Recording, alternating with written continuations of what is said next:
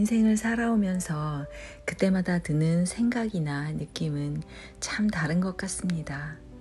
20대에 미숙함이 있었다면 30대는 그 미숙함을 가지고 치열하게 살았고 그 치열함으로 40대에 와보니 이 길이 맞는지 흔들림이 있었습니다. 이런 흔들림을 붙잡아 보며 인생 후반을 준비하는 50대는 미숙함과 치열함과 흔들림이 어느 정도 줄어들며 좀 더 익숙함으로 새로운 시작을 준비할 수 있는 시기인 것 같습니다. 어쩌다 50이 됐지만 우리가 보낸 숱한 시간들은 하늘의 명을 아는 때라는 뜻의 지천명이라는 뜻처럼 조금은 인생을 알 수 있을 것도 같습니다.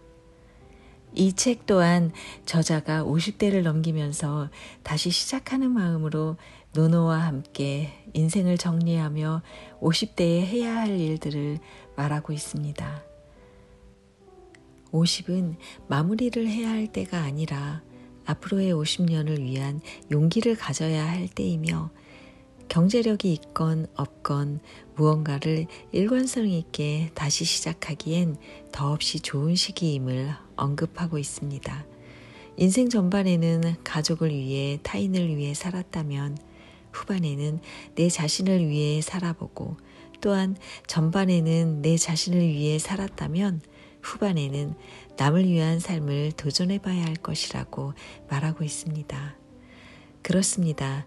어쩌다가 어른이 되고 어쩌다 50이 됐지만 이젠 삶의 경륜이 우리에게 있고 더 나은 삶으로 도전할 힘이 있습니다. 그럼 논어를 통한 저자가 읽는 삶에 같이 들어가 보겠습니다.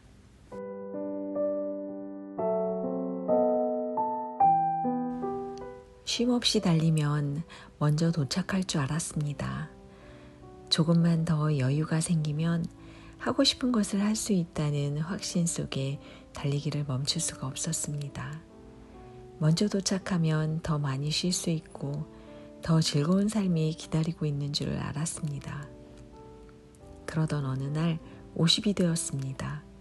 50이 되어 돌아보니 인생은 쉼없이 달린다고 먼저 도착하는 게임이 아니었습니다. 먼저 도착한다고 해서 더 많이 쉴 수 있고 더 많이 즐거운 것도 아니었습니다. 앞만 보고 달렸지만 원하는 방향이 아니라는 걸 알았습니다. 원하는 쪽이 아닌 다른 방향으로 뛰고 있는 자신을 발견했지만 되돌아갈 용기가 나지 않았습니다.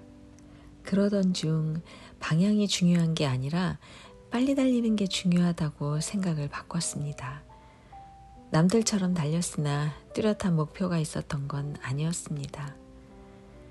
지난 20년 동안 바다를 마음 편히 바라본 경험도 새싹 같은 아이들과 함께 그은한 풀밭을 한번 자유롭게 뛰어본 경험도 없습니다.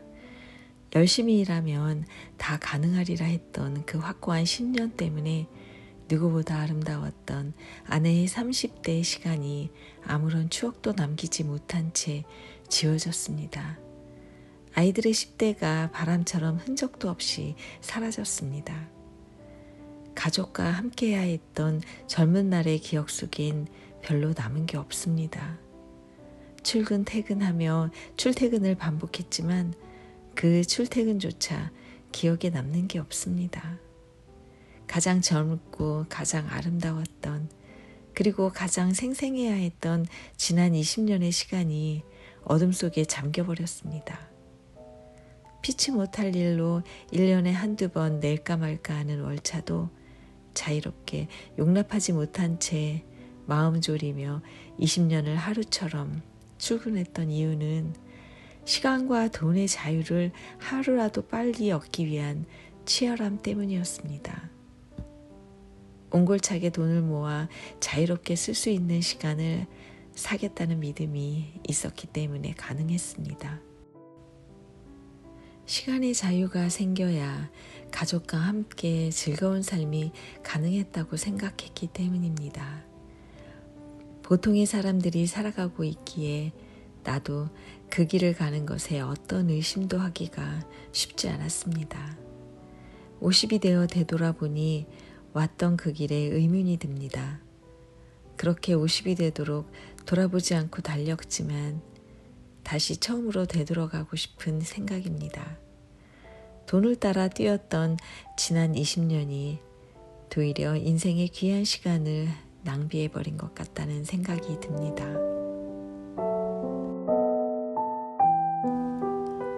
공자보다 70년 전에 태어난 철학의 아버지 아리스토텔레스는 세상에서 가장 쉬운 일은 타인에게 충고하는 일이며 세상에서 가장 어려운 일은 자기를 아는 일이라고 했습니다.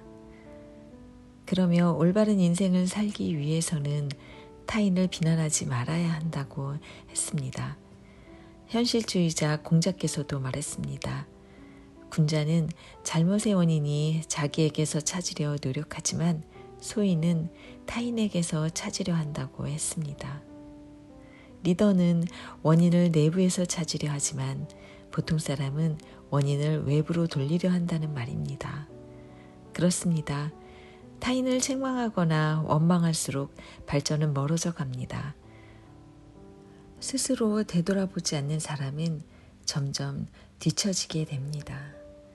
오늘 핑계와 원망을 기준으로 일을 하고 있다면 내일의 나는 기대하기 어렵습니다. 오늘 핑계와 원망을 기준으로 하는 사람을 대하고 있으면 내일의 발전된 나를 기대하기 어렵습니다.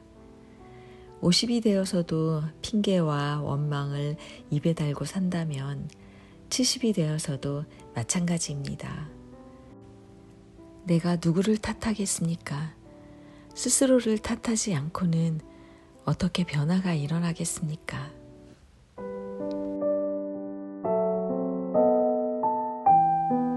(50이) 되면 뛰어남보다는 평범함이 행복에 더 가깝다는 것을 깨닫습니다. 그래서 사람들은 아프지 않고 슬프지 않고 억울하지 않고 억압받지 않고 비난받지 않고 가난하지 않게 살고 싶어 합니다. 하지만 원칙을 지키는 어려움만큼이나 평범함을 지키는 게 만만치 않습니다. 50이 되고 보면 소소했던 평범함이 큰 행복이었다는 걸 알게 됩니다. 원칙을 지키는 삶, 평범함을 지키는 삶이 더 편하고 더 행복한 삶일 수 있습니다. 50에 들어서면서 인생을 되돌아보게 됩니다. 인생에 정해진 답은 없습니다. 그러나 원칙을 지키는 삶, 특히 스스로 정한 인생의 원칙을 묵묵히 지켜나가는 삶이 아름답고 행복할 것입니다. 다음 영상으로 이어집니다. 다음 영상을 위해서 구독과 좋아요 잊지 마세요.